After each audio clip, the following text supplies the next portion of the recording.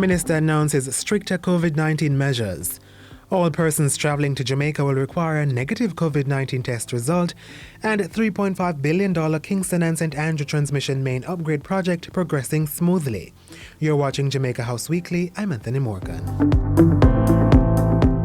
The strategy of the government has always been to protect lives and livelihoods. And so, on Sunday, Prime Minister Andrew Holness announced a raft of measures to contain the spread of the COVID-19 virus on the island. He said there had been a worrying trend of increased infection rates and a jump in persons being hospitalized. As a result, tighter restrictions have been implemented to complement existing ones.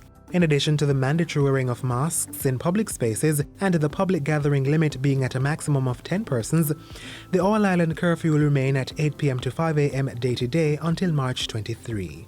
All places of worship, including churches, will engage only in online services, with a maximum of 10 persons allowed inside the place of worship to facilitate the broadcast.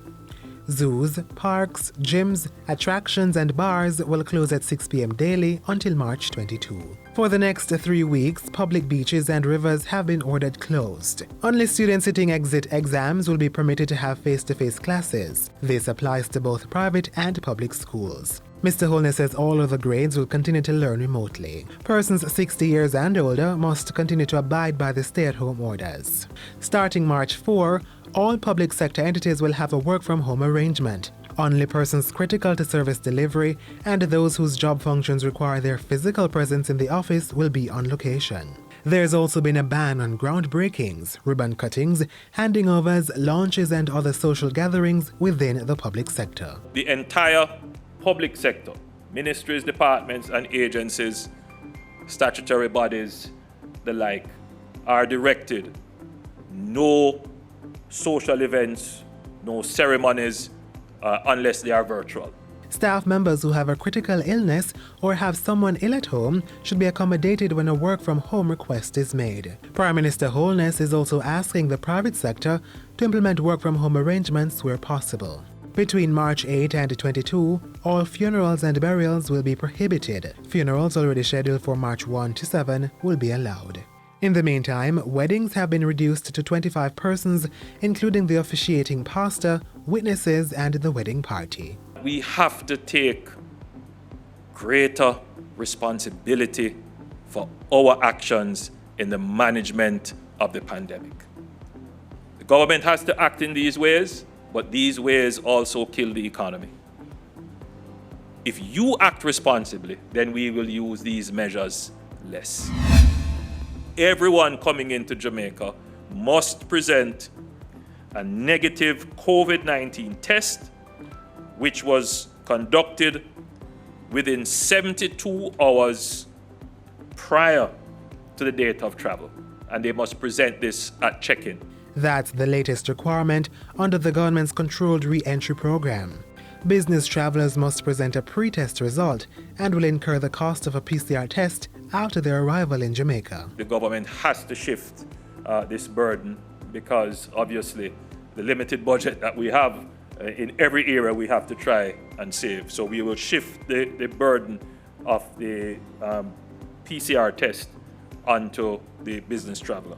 The ban on all direct flights coming from the United Kingdom remains in place until March 22. On Friday, the Prime Minister welcomed news that the Indian government had gifted the island doses of the AstraZeneca COVID-19 vaccine. The shipment is to arrive sometime this week. While thanking the Indian government, Prime Minister Holness assured Jamaicans that they would be getting a safe and adequate supply of vaccines delivered seamlessly. We are making sure that when the vaccines get here, they can be distributed and administered very quickly so that there are no delays in storage and confusion about who should get and who shouldn't get. All of that work is being done. Government is undertaking a comprehensive review of security on all public bodies' websites and networks to ensure compliance with international standards and best practices. That's one of the outcomes of Thursday's meeting of the island's Security Council. 162 websites have already been reviewed and another 100 are in progress. The Security Council says the state is building a robust governance framework and infrastructure for cybersecurity, which is embedded in Plan Secure Jamaica. During the meeting, Prime Minister Andrew Holness received a comprehensive update on Jamaica's cyber architecture and a specific report on matters related to the JAM COVID-19 application platform. He has directed that the plans for building cyber resilience in Jamaica be accelerated. This includes bringing the new National Cybersecurity Strategy to Cabinet in the second quarter of the upcoming fiscal year, launching a new cyber academy, and intensifying cross-agency cooperation. A multi-agency cyber analysis team is in place and conducting critical assessments of the existing cyber landscape. Last week also saw the Prime Minister touring the $3.5 billion Kingston and St. Andrew Transmission Main Upgrade project between 6 Miles and Blake Road. The project is led by the National Water Commission. It involves the laying of a new transmission main from 6 Miles to Waltham Park Road along Spanish Town Road and Beeson Street to the intersection of North Street and Blake Road. They have really suffered. They have suffered for many years. Low water pressure, no water. And during Christmas 2 years ago, they had absolutely no water whatsoever. Yeah. And you know, as the Prime Minister, I was very distressed about it. Years of explaining to them that the mains that are there, they are not good. They can't carry the capacity, and therefore they have to be suffering. I'm very happy today to see this investment in our water infrastructure. And that's it for Jamaica House Weekly.